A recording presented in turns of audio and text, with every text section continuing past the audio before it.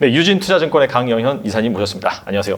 안녕하십니까. 오랜만에 뵙습니다. 네, 오랜만에 뵙습니다. 네. 이사님도 이번에 최근 출근하셨는데 네. 베스트셀러 1위더라고요. 베스트셀러. 축하드립니다. 덕분입니다. 감사드립니다. 저희가 더 오랫동안 유지되도록 한번 예. 방송을 잘 진행해 보도록 하겠습니다. 고맙습니다. 예. 이사님께서 이제 제가 책을 읽어보니까 네. 그 시장을 움직이는 주체, 네. 패드라고 하셨는데 네. 특히나 이제 유동성 관점에서 많이 좀 해석을 하셨더라고요. 그 시총 대비 M2의 비중과 주식시장의 관계에 대해서 디테일하게 설명을 해주셨는데 네. 그 시장 보는 관점에서 한번 설명해 주시면 좋을 것 같습니다. 네. 그러니까 이게 뭐 여러 가지 이론들이 있잖아요. 우리가 주식 트레이딩 할 때는 여러 가지가 있어. 뭐 기술적 분석, 외국인 수급, 뭐 도대체 뭐 있잖아요. 막 다 있잖아요. 많죠. 엄청 많죠. 엄청 많잖아요. 근데 다 그게 부질없더라. 멀리 보니까 결국에 돈이 언제 이렇게 팍팍팍팍 불리냐 보니까 뭔가 중앙은행에서 뭔가 할 때 벌리더라. 아파트도 마찬가지고 저는 부동산 하면서 그걸 완전히 깨달았는데 제가 집을 하나 살 때 그때 박근혜 대통령 때였을 거예요. 최경환 경제부총리 그 양반이 빚내서 집 사자라고 하는 그 캐치프레이즈 캠페인을 벌리기 전에 여의도에 찌라시가 돌았어요. 이래서 건설 관련된 걸 봐야 된다라고 하면서 그런 정책이 나올 거다. 그래서 제가 송도에 갔더니 그걸 이미 알고 있는 사람들이 있었던 거예요. 송도에 다 미분양했거든요. 그래서 계속 다니다가 안 사고 있었어요. 그러다가 이 정책 나오면 살 것 같아, 사야 될 것 같다. 그리고 갔는데 15층까지 미분양했는데 나중에 그러면 내가 내일 와서 토요일 날 갔다가 다시 집에 왔다가 일요일 날 가서 계약하러 올게요 라고 하고 갔는데 5층, 4층, 6층만 남은 거예요. 6, 4, 5층, 저층만. 그래서 제가 그럼 계약할게요 라고 계약도 주세요 하고 그럼 6층이라도 높은데 6층이라도 하려고 6층 주세요 했더니 저기 쓰고 계신데요. 10분 전에 온 분이 먼저 계약을 쓰는 거예요. 그러고 나서 너무 안타까워서 그 옆에 있는 분양하우스에 갔더니 미분양이 너무 많은 거예요. 200 몇 채가 있어. 근데 내가 그걸 다 사고 싶은 거지. 그래서 왔는데 어디 뭐 어떤 평수 사시려고 30평대로 한 10채 정도 보려고 합니다. 그랬더니 다른 문으로 들어가더라고요. 상담 이런 창구가 아니야. 이쪽으로 오세요라고. VIP실이 따로 있군요. VIP실이 따로 있더라고요. 근데 거기는 회사가 보유하고 있는 좋은 물량들을 한꺼번에 다 팔겠다. 그렇게도 하더라고요. 그러니까 이게 유동성이라고 하는 거가 부동산에는 거의 진짜 치명적이다. 그 진짜 미분양의 무덤, 아파트의 무덤이라고 하는 송도가 순식간에 다 팔려나가더라고요. 그런데 그게 결국에는 유동성이 쫙 풀리고 나서 2배, 3배 가격에 다 팔리고 결국에는 지금 다시 원위치 왔어요. 저는 기가 막히게 던졌습니다. 그래서 유동성이 까꾸러진다고 할 때 까꾸리니까 했습니다. 근데 주식도 마찬가지더라고요. 삼성전자가 왜 들어올려지느냐 혹은 삼성전자가 들어올려지려면 전 세계 경제가 왜 어떻게 살아나느냐 이런 걸 볼 때 결국에는 페드의 정책, 달러와 연동이 돼 있는 경제들 그러니까 달러로 원유를 사오거나 제품을 팔고 그걸 가지고 식량을 사오는 구조들 근데 러시아나 뭐 중국은 지들끼리 막 석탄하고 물물 교환하고 막 더러 뭐 러시아 돈으로 받느냐 안 받느냐 달러 이거 상계 안 하잖아요. 그러니까 그런 경제를 빼놓고 나머지는 전부 페드가 유동성을 어떻게 공급하느냐에 따라서 증시가 연동이 되더라. 그래서 그걸 막 구글링에서 찾다 보니까 차트를 보니까 정말 정확하게 그러니까 이런 거예요. 6조 달러가 풀렸다. 그러다 9조 달러가 풀렸다. 그럼 그 돈 다 어디 갔느냐 막 이런 식으로 얘기하잖아요. 그러니까 그게 안 맞는 말이에요. M2 증가율이에요. 그러니까 6조에서 6천억 달러가 드러나면 10% 올라가는 거잖아요.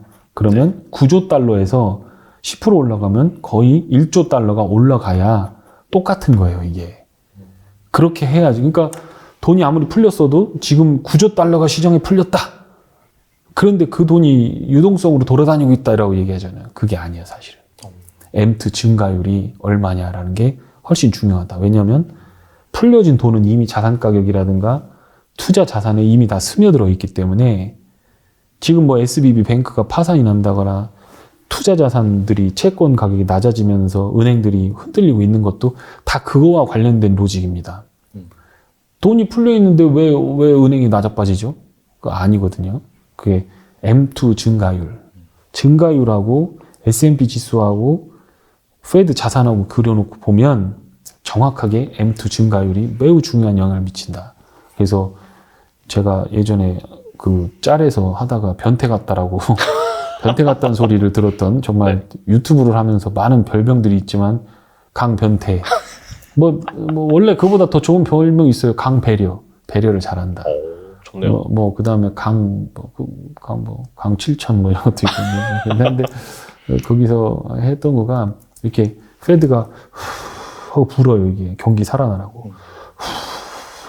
이 나오는 속도가 M2라고 보면 돼요. 이걸 세게 불면 이렇게 불면 이게 M2가 팍팍팍 올라가는 거고 게이지가 팬이 빵이 돌아가는 거고 이렇게 보면 M2가 슬슬 들어가는 거고 지금은 M2가 마이너스. 지금 약간 들어 마신다고 보면 그렇죠. 될까요?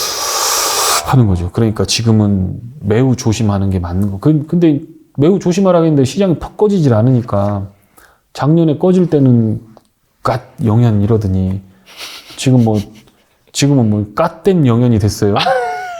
그러더니 이제 네. 그 책에다 그 내용을 담아서 개인 투자가들이 너무 고생하시지 말고 맨날 단타 치고 뭐 공부한다고 막 하지 마시고 핵심부터 배우자. 핵심부터 배우고 나머지를 채우는 게 맞다라고 하는 책을 쓰고 싶었어요. 그래서 기존에 쓰고 싶었던 매크로 관련된 걸 다 지우고 지금 투자자들이 읽었을 때 이 리세션을 한번 벗어났을 때 재테크를 할 때 5천만 원, 1억을 어떻게 안전하게 투자할 수 있을까 이거에 대해서 책을 썼는데 지금은 이제 또 뭐라고 하냐면 책 팔러 다닌다 저놈 새끼. 일정 의미에서 맞긴 맞는데 그 창피하잖아요. 그래도 네네. 베스트셀러가 됐으니 이 디그너티 있게 달란트 투자에서 이제 얘기할 그가 필요한데 이제 그렇기는 하지만 어쨌든 간에 이 M2는 그렇게 중요하다. 그래서 이게 제가 그 인터넷 영상에서 본 게 있어요. 이런 통에 자갈과 모래와 물을 담을 때 이걸 순서대로 한번 담아보자라고 할 때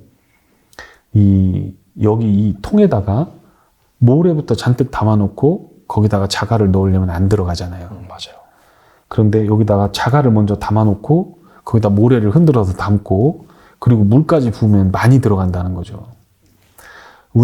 제가 책을 쓸 때 그 주의 깊게 했던 게 그거예요. 잡다한 것들 너무 많죠. 뭐 외국인이 매수가 들어오고 나면 2박 3일 후에 어떤 결제 시스템이 어떻게 되고 뭐 그 중에 저 대차 잔고가 어떻게 되고 이런 되게 디테일한 것들 많죠. 근데 그거는 모래 같은 거다.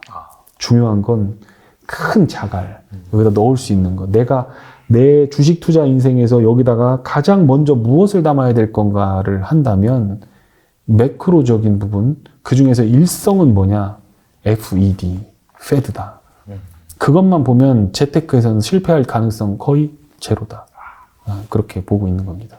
말씀 들어보니까 이제 규모보다는 증가율이 중요하다고 말씀하셨잖아요. 근데 사실 기업 관점에서도 보면은 단순히 뭐 이 규모가 중요한 게 아니라 성장률이 중요하잖아요. 약간 좀 비슷한 개념으로 볼 수 있겠네요. 맞습니다. 예, 그렇게 자산이나 이런 것들은 특히 페드의 달러 자산 M2 증가율이 어떻게 꽂히냐에 따라서 모두가 해피한 결과가 나오기도 하고 지금처럼 모두가 불행으로 치닫는 그런 흐름들이 나오기도 합니다. 그래서 그런 것들은 좀 투자자들이 꼭 좀 아셨으면 좋겠습니다. 그래서 아무튼 간에 이제 그 패드가 들여 마시는지 아니면 내뱉는지 그게 이제 어떻게 본다면 유동성 사이클이라고 볼 수 있잖아요. 네네. 근데 이제 이사님께서 장기적으로 분석을 해보니까 네. 65개월 주기로 네. 이렇게 이제 뭐 상승과 하락을 반복한다 네. 말씀하셨는데 여기에 대해서 말씀해 주시고 지금은 약간 어떤 상황인지 말씀해 주시면 좋을 것 같아요. 네, 지금은 이제 굳이 말하면 유동성 지금 M2 증가율이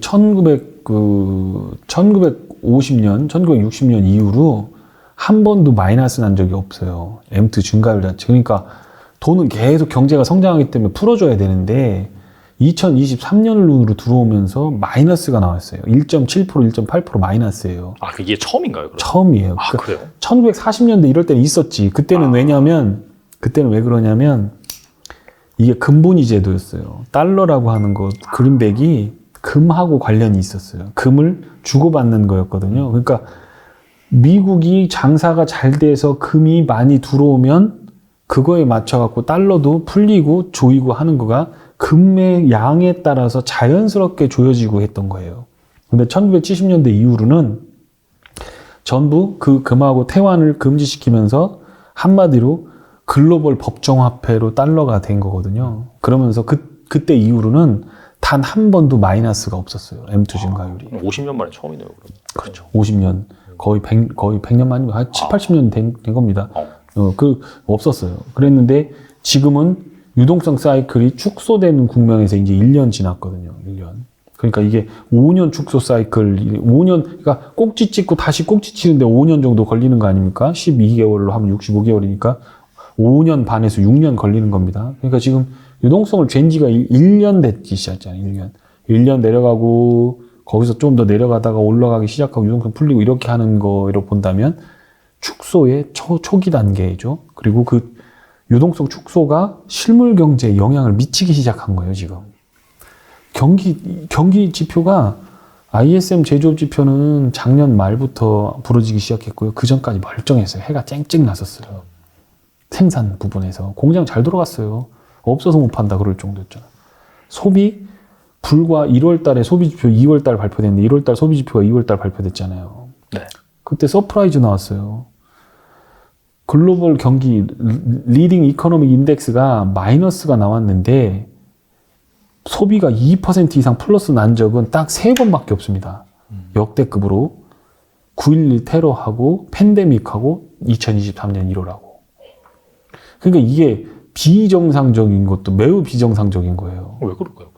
일단 정부 재정 지출이 과다하게 된 부분들도 분명히 있고 경기가 안 좋아진다는 걸 미리 알고 기업들이 대규모로 재고 자산을 할인해서 다 쏜 거예요. 그래서 연말 연시에 그런 부분들도 있었다라는 거. 그래서 이제 이유는 정확하게 모르겠지만 그리고 정부가 재정 지출을 하는 부분에 있어서도 소비를 꺾을 만한 정책은 하지 않았다. 이런 것도 있을 겁니다. 그래서 그렇게 된 건데 지금은 실물로 전이되는 단계에서 소비까지 침체가 일어났고 이제 고용시장 침체가 일어나면 그러면 이제 완전 리세션으로 들어가는 겁니다. 그러고 나서 그게 고용시장이 리세션이 오게 되면 왜 우리는 이렇게 중요하게 주식시장을 생각하느냐. 그때까지만 해도 주식시장 멀쩡해요. 부동산도 멀쩡해.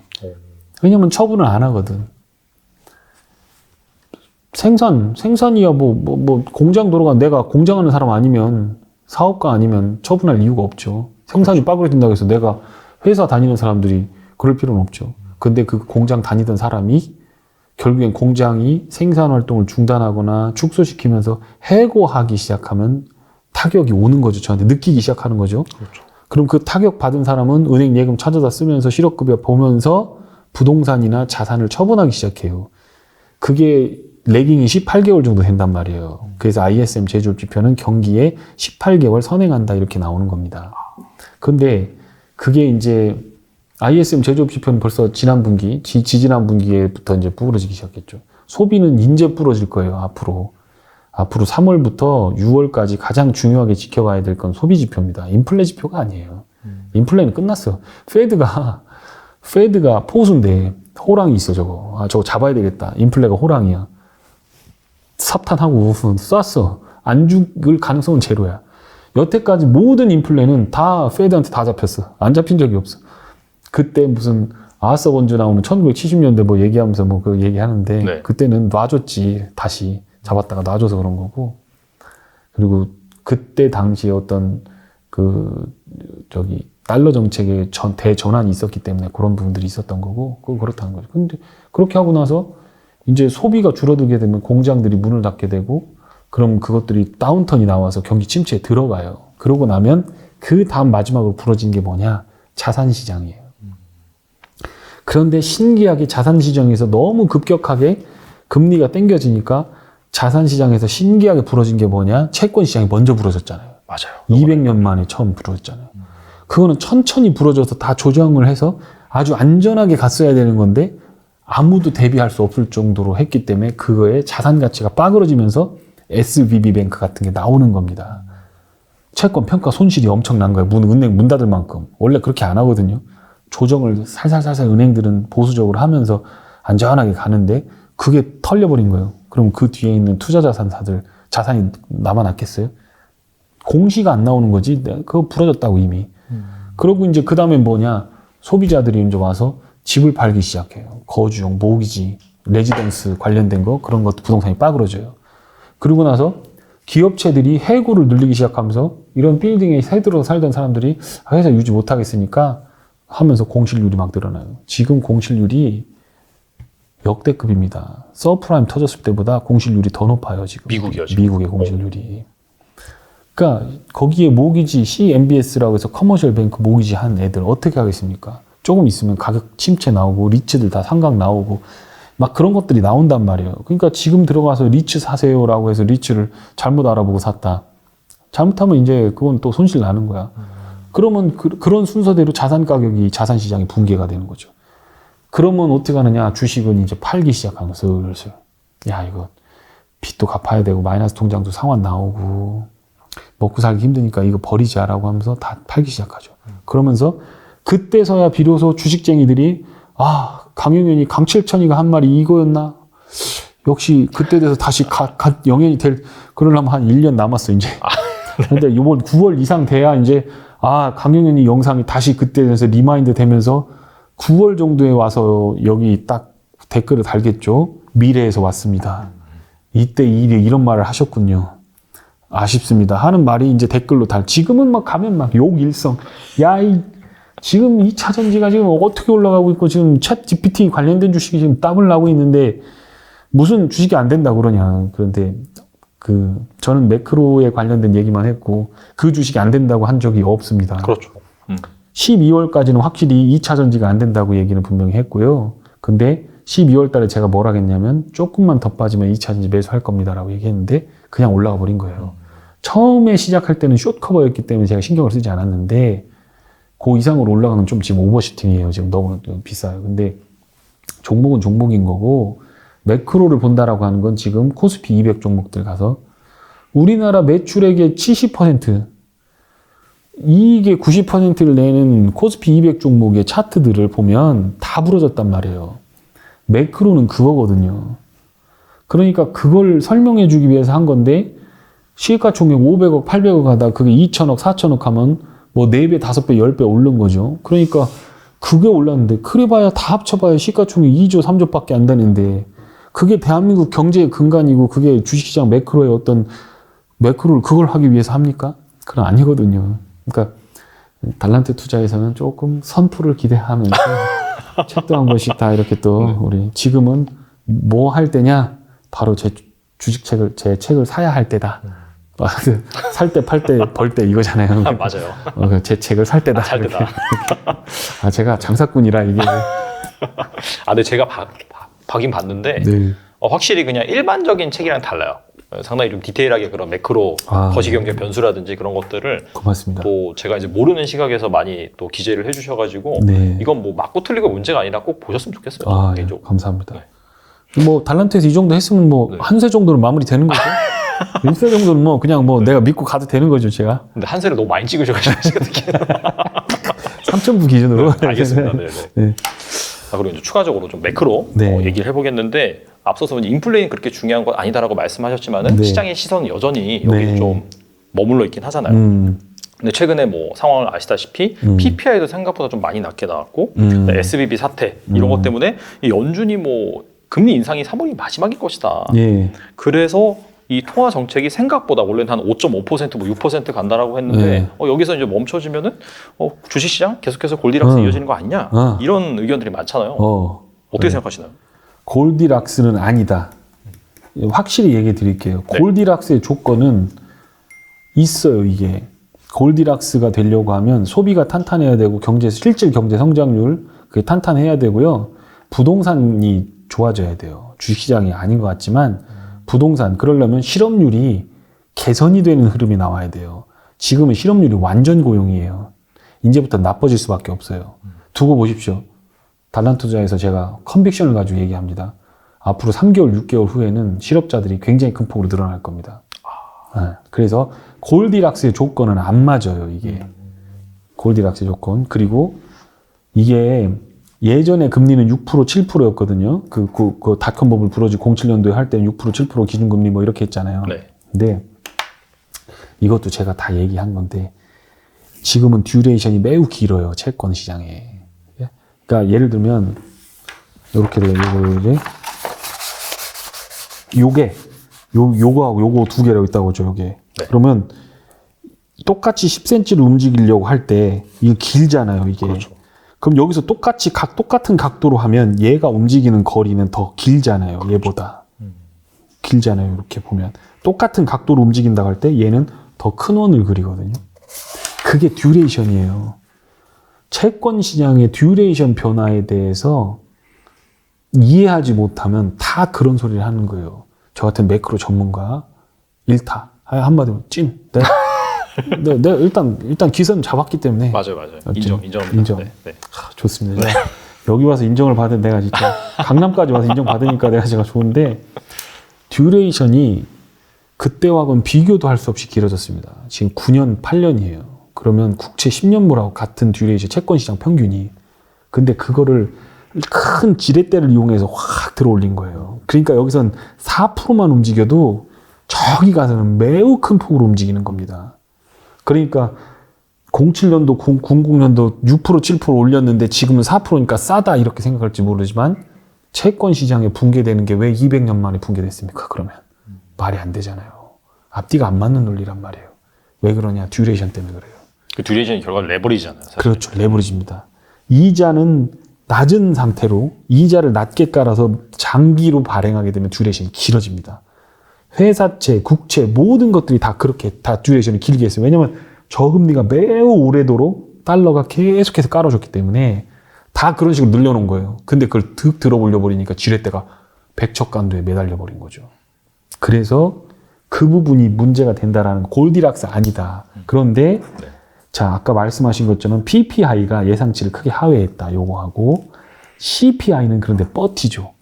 자, PPI는 공장으로 들어오는 물건값, CPI는 공장에서 나가는 물건값입니다. 그러면 물건값 나가는 거는 버티고 들어오는 건 낮아지고 이익이 커지겠죠. 그러니까 앞으로 한두 분기 기업의 이익은 반등할 겁니다. 그러니까 사람들이 뭐라고 하냐면 야, 이 강칠천 너 매크로 네가 그러니까 돈 못 벌지. 내 주머니에 돈 있는 거 봤어? 봤냐고. 내가 얼마인지 봤어? 아니 근데 왜 돈 못 번다고 그래 자꾸. 나한테 왜 그래? 그게 그렇게 되면 구조적으로 CPI가 꺾어져서 내려오기 전까지 전가에서 물건값이 내리기 전까지는 나가는 물건값의 CPI는 높고 PPI는 날에 꽂히기 때문에 이익은 이렇게 벌어지면서 이익이 폭이 커집니다. 물건이 덜 나가도 기업 이익은 지켜져요. 그래서 리세션 때를 다 돌아봤더니 매우 똑같이 8번 그 08년도 2022년도 서프 팬데믹 빼놓고는 다 똑같은 일이 일어난 거예요. 리세션이 시작하고 나면 기업 이익이 올라가 버린다니까. 처음에 이거라니까요. CPI 뭐 PPI 이런 것 때문에 그렇게 되는 거죠. 그러니까 리세션의 모양이 어떻게 생겼는지도 정확하게 모르면서 지금 리세션이 아니다라고 얘기하는 거하고 똑같은 거예요. 어머니 닮았어요? 아버지 닮았어요? 저요? 엄마 닮았을 거야. 맞아요. 잘생긴 사람들은 대부분 엄마 닮았거든. 근데 나 얘기할 수 있어. 엄마 안 닮는 것 같은데? 제가 그렇게 얘기해요. 그러면 그 무슨 생각이 드세요? 그럼 내가 못생겼나? 아니지. 그러면 네가 우리 엄마 봤냐? 맞네요 진짜. 그렇잖아요. 닮았다라고 하면 어머니를 봤어야 미남인데 어머니 닮으셨네. 그럼 뭐냐? 거기엔 두 가지 조건이 있습니다. 닮는다. 어머니든 아버지든 둘 중에 누구나 하나 닮는다라는 레슨이 있는 거거든요. 보면 둘 중에 안 닮았다. 그러면 운이 좋거나 아니면 어디서 주워온 거나 그죠? 근데 닮았어. 근데 엄마를 닮았다. 아빠를 닮았을 수도 있잖아요. 그러면 어떤 모양이 닮았는지를 알아야 이게 지금 이거하고 닮았는지 안 닮았는지 비교할 수 있는 거 아닙니까?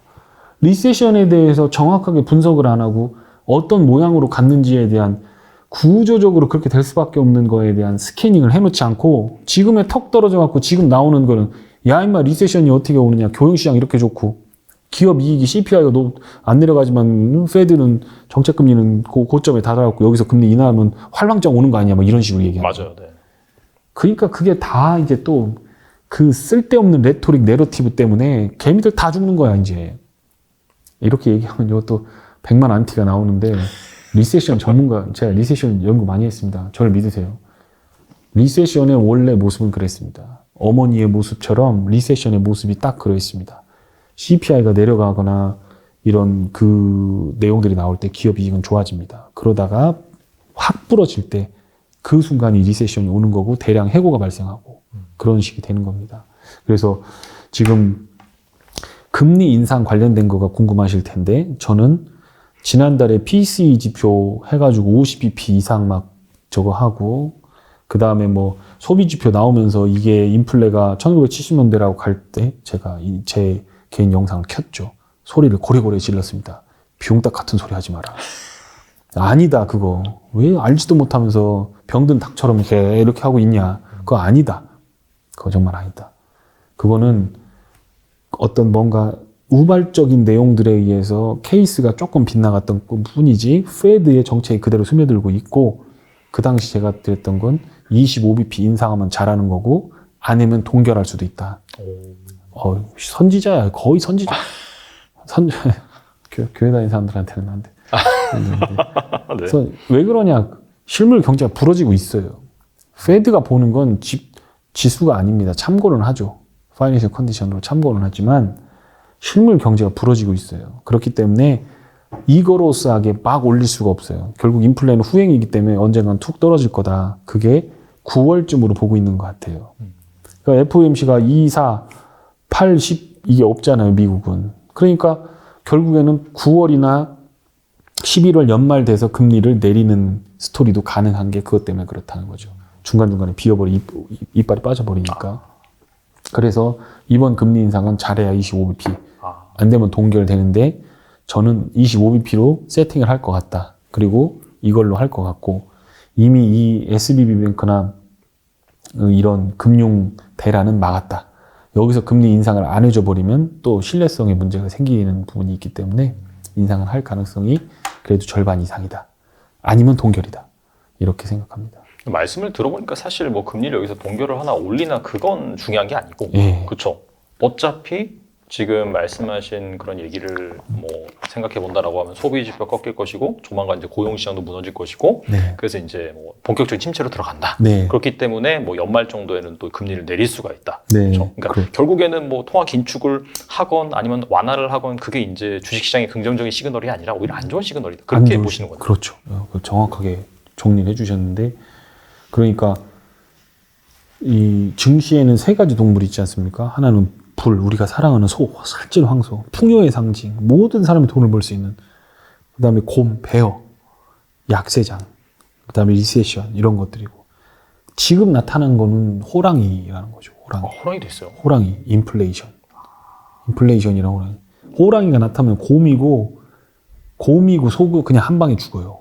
호랑이는 굉장히 무서운 거예요. 모든 풍요를 앗아가 버리고 쑥대밭으로 만들어 버리는 게 인플레이션입니다. 그러니까 페드는 인플레이션만 나왔다 그러면 그냥 탄창장전, 그 조정관 안전이 아니라 조정관 자동 갈기는 거죠. 그게 금리 인상이거든요.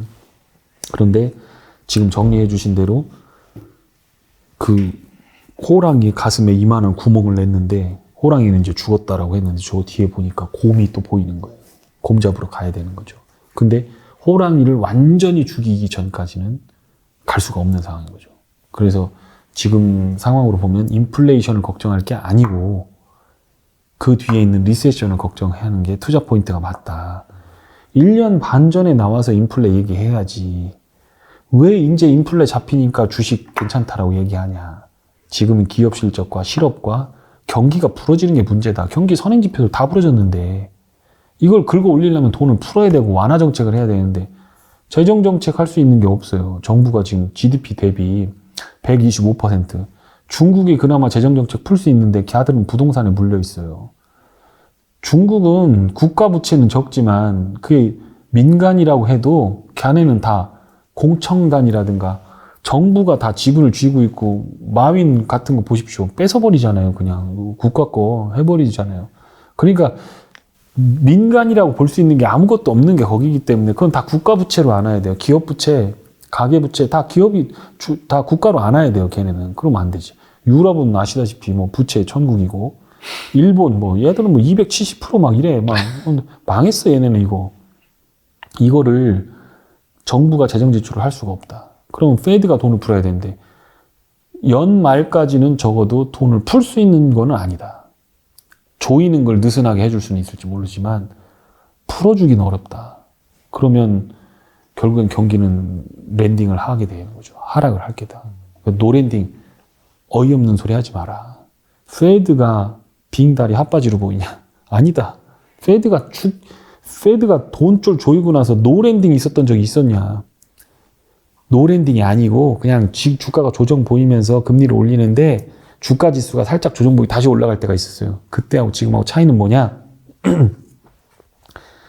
실물 경제 지표가 하나도 타격을 받지 않았어요. 기업 실적, 고용 시장, 부동산 시장, 자산 가격이 지금처럼 거품이 없었어요. 그래서 노랜딩이에요. 소프트 랜딩? 그거는 분명한 지표가 있어요. 실업률이 개선되는 과정에서 오거나 부동산 시장이 잠깐 죽었다가 다시 올라가는 추세. 근데 지금 부동산이 이 인컴 대비했을 때, 가처분 소득 대비했을 때 부동산 가격은 전 세계적으로 너무 많이 올랐습니다. 여기서 30, 40% 더 떨어져도 유지가 될지 말지 하는 정도 수준이에요. 그런데 거기서 더 올라간다? 어림없는 거죠. 그러니까 유지하거나 내려오는 거예요. 그러면 그렇다고 봤을 때는 이게 소프트 랜딩, 노 랜딩 그런 건 안 맞는 말이다. 지표가 모든 지표가 가리키고 있어요. 계기판이. 오신다. 그분이 곰이 오신다. 대비하자. 그리고 그 리세션을 턱하고 지표가 턱 떨어지면 그때부터는 주식은 이미 골로 가 있는 상태가 될 거죠. 그렇기 때문에 이게 핵심이 뭐냐 핵심이. M2 중가율. 바닥은 어디가 중요하냐 바닥은 어디냐 정확하게 신규 실업수당 청구 건수 내지는 연속 실업수당 청구 건수 내지는 4주 이동평균 같은 것들이 실업률이 꼭지를 쫙 증가하다가 팍 꺾어지기 시작하면 거기서 채권이고 주식이고 뭐고 다 때려 박으면 그러면 잘 되더라. 돈이 잘 벌리더라. 이런 거죠. 채권은 아니다. 그 포트폴리오니까 주식을 더 그때는 주식을 사야 될 때가 맞고 지금부터 채권을 사야 되는 게 맞고 그렇게 본다고 하면 정말 중요한 핵심 지표와 상관관계와 인과관계가 명확한 것들만 몇 개만 챙기셔야 된다. 개인 투자가들이. 그것만 쥐고 있으면 되거든요. 주식 투자 잘하려면 어떻게 하면 되나요? 실적만 예측 잘하면 돼. 경기 필요 없어. 근데 삼성전자 실적을 추정하려면 경기가 들어가야 되거든. 그렇죠. 그러니까 매크로를 보는 거지. 워런 버핏은 경기 안 본다고 그랬다. 시장 예측 안 한다고 했다. 그 예측은 내일 종합주가지수가 올라갈지 내려갈지 차트 그거 놓고 그때 당시에 분위기가 그거였기 때문에 그거 안 한다는 얘기였어요. 잘 들어가 보시면 그래요. 그거 할 바에는 기업에 대해서 제대로 알고 이 기업 뭐 하는지도 모르고 차트 놓고서 매매하니까 그러니까 제발 그런 짓 좀 하지 말아라고 얘기한 건데 한국에 오면 뭐 이상하게 어떻게 되냐면 경제가 지금 성장 국면인지 하락 국면인지 페드가 돈을 조이는지 뭐 이자율이 어떻게 되는지 그것도 신경 안 쓰고 투자한다는 거예요. 근데 잘 보십시오. 경기 민감하는 업종인 기름, 천연가스 회사를 사는 워런 버핏이 경기를 안 봤다는 게 말이 됩니까? 말이 안 되죠. 말이 안 돼요. 그러니까 그거는 잘못된 레토릭들이 막 뿌려지면서 그것 때문에 막 여기에 막 모래가 잔뜩 차지는 거예요. 다 비워내셔야 돼요, 그게. 그게 제가 이 책에서 주장하고 싶었던 가장 핵심적인 내용이에요. 진짜 여기서 지금 돈 벌고 싶다는 분들은 후반부에 보면 다이버전스, 레깅 이게 딱 지표 있어요. 그거 딱 들여다보세요. 그리고 맨 마지막에 있는 그럼 언제 주식을 사야 되느냐. 여러분들 5천만 원 1억 갖고 있는 거 언제 들어가면 되나요? 물어본다면 경제적으로만 매크로적으로 본다면 실업지표 꼭지 찍었을 때 그때 들어가라. 실업률 착착착 올라가다가 네. 고용이 다시 늘기 시작할 때가 있어요. 뭐 돈을 풀든 뭐를 하든 정부가 뭘 하든 실업이 계속 늘어난다. 그럼 경제 안 좋은 거야. 물론 그게 후행이기 때문에 3개월, 6개월 동안 레깅이 될 수가 있어요. 주식시장은 이미 다 올라 있는데 이게 꺾어질 수 있어요. 괜찮아요. 왜냐하면 한번 꺾어지기 시작하면 5년, 6년을 가기 때문에 한두 분기 늦게 들어간다라고 해서 지수를 1800, 2000에서 바닥을 못 잡았다고 해서 돈을 못 버는 게 아닙니다. 챗 GPT나 뭐 이거나 정확하게 보면 12월 말까지 주식 지수 빠졌는데 근데 돈 벌잖아요. 네. 2100에서 사는 사람들은 기존에 레거시한 것들 샀단 말이에요. 그때 제가 봤을 때 엔터주나 임플란트 관련된 주, 그거 뭐 정확히 제가 짚고 있었던 겁니다만. 아, 네. 그 두 가지 빼놓고 나머지 주식이 뭐 반도체나 뭐 이거 샀다 올라가다 다시 다 거꾸러졌어요. 그러고 나서 2,400, 500 되면서 2,350, 400, 500 되면서 그때 이제 막 2차 전지, 막 챗 GPT, 뭐 로봇 이런 것들이 붙기 시작했어요. 맞아요. 네. 그 중에서 제가 로봇 관련된 거는 또 제가 아주 기가 막히게 바닥에서 뭐 했다는 겁니다. 그러니까 제가 네. 책을 팔려는 욕심에 너무 과도한 지금 제가 너무 제 자뻑을 날렸는데 네. 핵심적으로 보면 지수 태엽과 상관없이 경제가 안정될 때 개인 투자가들은 돈을 벌 수 있습니다. 여기서 이렇게 하다가 매크로가 확 흔들려 버리고 SBB 뱅크 나오니까 사람들이 궁금해 하잖아요. 이거 진짜 꼬라 박는 거 아니에요? 이렇게 생각하잖아요. 네. 공황의 위기가 시작하는 거 아니에요? 그럼 뭐냐? 멀쩡하게 올라가던 주식도 다 지져버려요. 다 팔아버려요. 그 다음날 갭등하면 거기서 다시 사요. 아니네? 하고. 그럼 또 빠져요. 그렇게 트레이딩 하다가 돈을 다 까먹거든요. 그러니까 완벽하게 확률 높은 자리를 찾는 거는 제 말이 맞을 것 같다. 중간중간 트레이딩 하는 건 전 모른다. 그리고 그걸 왜 녹화 방송에 와서 사이다 경제에 와서 내가 그걸 하겠느냐. 그죠? 그렇죠. 맞아요. 네. 저도 돈 벌고 살아야 되는데. 네. 아니, 물론 지금 다 얘기를 할 겁니다. 할 네. 거긴 할 거지만 투자자들 보호 차원에서 그건 안 된다는 거예요. 업데이트가 안 되잖아요. 맞아요. A라고 했는데 다시 A-가 되거나 B로 되면 아닙니다라고 할 줄 알아야 되는데 그게 안 될 가능성이 있기 때문에 제가 일체 종목 얘기는 유튜브나 이런 데서 잘 안 했어요. 정 부탁하면 이런 것 좀 보세요 했는데 그걸로 돈 벌었다는 분들이 심심치 않게 고맙다고 댓글을 달아줍니다. 그 댓글만 많았어도 제가 그런 거를 더 열심히 할 텐데 그런 게 없어요. 그러니까 먹은 거는 먹은 거고 만약에 물리는 게 있으면 그것만 갖고 악플을 다는 거예요. 그러니까 제가 정보를 안 흘리지. 근데 이 정말 자비로운 마음으로 요 책은 정말 진입하는 정확한 시점에 대해서 손실나지 않은 시점에 대해서 얘기하고 있다. 이렇게 생각합니다. 금리 신경 쓰지 마세요. 금리 저금리로요. 09년도 주식할 때 제가 2010년, 11년, 12년 이때 주식할 때 되게 힘들었어요. 지수는 바닥 찍고 올라오고 있는데 개별 종목이나 조그만 종목들은 정말 힘들었어요. 안 돼요, 그게. 지수하고 상관없어요. 삼성전자 끌어올리는데 삼성전자 살 거 아니잖아, 내가. 살 수는 있지만 삼성전자로 부자 되려고는 생각 안 하거든요. 내가 펀드 매니저만 사지. 유동성은 이미 09년도부터 제로금리였습니다. 08년, 09년도부터. 3년, 4년이 걸리니까 그 유동성이 곳곳에 주식들을 들어올리기 시작하는 거죠. 그렇게 되는 겁니다. 그러니까 금리가 내려가면 빨리 막 바닥 잡고 올라가고 거기다 타닥타닥 푸닥닥 해갖고 막 가가지고 그걸 트레이딩 해야 된다. 그런 생각은 안 하셔도 됩니다. 그건 저를 믿으셔도 됩니다. 정말 그거보다 더 중요한 건 경기가 정확하게 바닥을 잡는 그 지표만 딱 보시고 거기서 탁 들어가시면 큰 자산을 버실 수 있습니다. 저처럼. 저희 뭐 구독자분들은 네. 막 그렇게 막 먹고 입다고 그러진 않으실 거예요. 선풀 많이 다실 겁니다. 아, 그래요? 그럼 뭐 돈을 좀 뿌리고. 네, 좀 올려주셔도 될 것 같아요. 큰 굿즈 입장에서, 큰 투자자 입장에서 시장을 보십시오. 지금은 에쿠티 리스크 프리미엄이 역대 최저예요. 07년 서프라임 터지기 전처럼 닷컴 버블 때처럼 비싸요, 주식이. 채권이 좋다는 거예요. 너무 프리미엄이 없어요, 주식이. 이익은 부러지고 있는데 조달하는 금리는 비싸고 에쿠티 리스크 프리미엄은 캐피털 에셋 프라이싱 모델이라고 하는 CAPM 모형에서 리스크 프리 레이스를 퍼의 역수에서 빼줘버리면 나오는 게 에쿠티 리스크 프리미엄입니다. 경영학과에서 배우는 거예요. 여러분들만 모르고 있었던 뿐이지. 그거가 역대 그래프를 그려면 역대 최저예요. 장기적으로 주식에다 때려박고 포트폴리오 갖고 있으면 죽는다는 거예요. 그러면 연금, 기금부터 시작해갖고 수십조 원씩 때려박는 애들은 스마트폰이라고 하는 애들은 다 비중 줄여놓고 기다리고 있는 거예요. 이렇게 하고. 독수리와 소녀라고 하는 퓰리처상 받은 그 사진 한 장 있지 않습니까?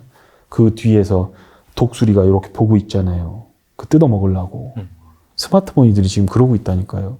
누가 이길까요? 굶어 죽는 주식시장이 이길까요? 아니면 아직까지 힘이 있는 독수리가 이길까요? 그래서 저는 그 부분을 좀 조심스럽게 봐야 된다라고 하는 거고. 그래서 지금은 투자를, 잃지 않는 투자를 하려면 확률 높은 자리로만 가야 된다. 그게 제 생각입니다. 삼성전자가 잃지 않는 투자를 하는 수단을 제공합니까? 아니죠. 삼성전자가 얼마나 사이클 주식인데, 지금 작년 5월, 9월, 뭐 12월, 11월 뭐 다 저점 잡았다고 뭐 3번 이렇게 축축 늘어질 때 저점 잡았다고 삼성전자 뭐 거기서 물 타고 때려받았어. 돈이 어딨어. 다 샀는데 물렸는데 거기서 빚내서 이제 때려박았겠지. 그 사람들 어떻게 됐겠습니까? 다 거지 됐어요. 매크로라고 하는 건 그만큼 중요해요. 지금에 와서 때려박는다라고 하면 조금만 기다려보자. ISM 부러지고 나서 회복될 때 그때 들어가 보자. 저는 얘기할 수 있습니다. 그런데 그 전까지는 금리를 인상하면서 ISM이 부러질 게 뻔한데 왜 거기다 반도체를 때려 박냐고, 왜 거기다 물을 타냐고. 그건 바보예요. 그건 기업 내용도 모르는 그런 아마추어들이나 하는 일인데, 그걸 전문가들이 이걸 이렇게 하고서, 아, 이거 몇만 원 지지선, 몇만 원 지지선, 지지를 할지 거기가 저항이 될지 어떻게 알아. 무너지면 저항. 그렇죠. 올라가면 지지. 그럼 결과론적인 거지. 그거는 앞으로 어떻게 될 거냐고 물어보면 모르겠습니다가 정답이지. 그렇지 않습니까? 그러네요. 그렇다니까요. 그래서 제가 이 주식 투자할 때 이 개인 투자가들은 정말 중요한 게 이 확실하게 부러지지 않는 자리. 아까도 말씀드렸지만 그렇게 인버스를 잡아놓고 개고생을 했거든요. 주식시장 떠나고 싶더라고요. 너무 힘들어서. 많은 사람들이 믿고 너만 믿는다라고 하면서 자기 영혼까지 때려 박아가면서 술 마시고 톡하고 막 이렇게 할 때였어요. 왜 이렇게 나스닥이 막 하루에 4%씩 올라가냐고. 힘들잖아요. 그랬는데 결국에는 이겨냈어요. 그리고 나서 찾아냈던 게 바로 그런 자리들입니다. 채권. 그때만 해도 채권이 그렇게 올라가지는 않았기 때문에 기다리고 있었고, 원유 시장 같은 거. 금리를 올리기 시작하니까 통화가 강세가 되기 시작했어요. 그러면서 원유가 120불 같이 갔어요. 원유하고 달러하고 같이 그렇게 강세되는 거는 둘 중에 하나는 부러지는 거야. 아. 가위하고 똑같아, 이거. 가위. 둘 중에 이거 하나 벌어지면 벌어지고, 평행선이, 평행하게 갈 수가 없는 거예요. 그건 하나가 위로 가면 하나 내려가야 돼요. 근데 원유가 120불 올라가니까 골드만삭스에서 원유 목표가 360불. 이렇게 나온 거예요. 맞아요. 그래서 내가, 칠 때가 됐구나, 골드는. 그런데 달러 인덱스가 이렇게 강했죠. 그러면 페드가 금리를 낮출 건 아니기 때문에 전쟁이고 나발이고 다 필요 없다. 이 120불이면 사람들이 차를 다 팔더라도 원유 소비는 줄어든다. 그때 그래서 뭐 썸머 랠리 뭐 하면서 정유시설 파괴부터 막 원유 관련된 뉴스들 막 나올 때 원유 인버스 SCO라고 하는 2배짜리 그거 찍었습니다. 3번 먹었습니다. 120불에서. 그거가 처음엔 40%, 80% 거의 뭐 100% 이상 먹었고, 천연가스 같은 거 콜드, KOLD 이런 것들 12불 막 9불, 10불, 12불 이렇게 할 때 이거는 원유 360불하고 똑같은 거야. 이거는 죽을 수가 없어. 이건 까꾸로 찍어야지. 그렇게 해서 번 달러로 또 까꾸로 찍었어요. 500% 났습니다. ETF나 채권이나 뭐 여러분들이 매크로를 보는 게 돈이 안 된다라고 하는데 벌어봤어? 아니 도대체 왜 벌어보지도 못하고 안 된다고 하냐고. 비중 때려박아가면서 그래도 몇 억이라도 갖다 때려박아서 10억이라도 만들려면 뭐 예를 들어서 지금 제가 제일 아까운 게 에코프로 BM은 아깝지 않아요. 근데 에코프로는 아까워요. 그거 제가 몇 년 전부터 폐배터리 관련된 거, 지주사 관련된 거로 해서 갖고 있었는데 시장을 너무 안 좋게 보니까 그걸 못 찍었어요. 근데 그 전까지 계속 매매하던 주식이에요. 근데 빠질 때 더 빠질 거로 생각하고. 에코프로 BM은 양극재니까 이거는 나는 관심 없어. 먹을 만큼 먹었고 하려면 다른 거 깡통 같은 거. 원형 이런 거 있잖아요. 이거 원통형 전지 만들면 여기 니켈, 도금, 강판 뭐 이런 거 만드는 거 있잖아요. 개팩 투자하고 이런 거 있잖아요. 에코프로 BM만큼 100%까지는 안 올랐지만 이것도 60-70% 올랐어요. 맞아요. 네, 잘 먹었어요. 이걸로 먹으면 되지. 굳이 그거 아니어도 되는데 에코프로는 장기 보유할 만하거든. 그건 에코프로는 좋은 회사거든요. 지주사. 근데 그런 게 아까운 거예요. 근데 기본적으로 얘기했을 때 2조나 3조 되는 거에는 내가 거기다가 10억을 때려 박아도 상관없죠. 1,000만 원 때려 박는 건 고민할 필요가 없어. 그냥 빠르게 가는 거 사면 돼. 근데 내가 아파트 팔아서 30억, 20억 때려 박아야 되겠다. 그런데 어떻게 바닥에서 100% 오르는 주식을 거기다 매매를 해요. 그렇게 붙이다 죽는 건데. 한 번 까먹으면 1, 2억씩 까이는데 1, 2억 월급 다 갖고 모으려면 힘든데 그러니까 안전한 자리를 가야 되는 거죠. 그러니까 채권을 가는 거고 매크로 분석을 하는 거죠. 금리는 2년물 국채금리와 페드 펀드 레이트가 크로스가 나거나 코어 PCE 인플레이션과 페드 펀드 레이트 2년물 금리, 10년물 아닙니다. 2년물 금리가 교차되는 지점에서 금리 인상은 중단됩니다. 교차됐어요. 지난달부터. 그래서 제가 금리 안 올릴 거다라고 얘기했어요. 근데 25bp 올려야 될 거다. 왜냐하면 서비스 물가가 있으니까 그거까지 할 건데 50bp 올리고 강하게 어그레시브하게 하는 그 빠른 포르테 템포의 금리 인상은 끝났다. 그리고 조금 올려놓고 이걸로 그냥 레토릭으로 와서 막 엄청나게 연준 위원들이 막 이걸로 와갖고 기대 인플레를 낮추기 위해서 엄청나게 세게 얘기할 거다. 한쪽에서는 괜찮아 하고 여기서 막 이거 할 거다. 그렇게 얘기한 거예요. 근데 거의 맞아 들어갔죠. 이번에도 그렇게 될 거다.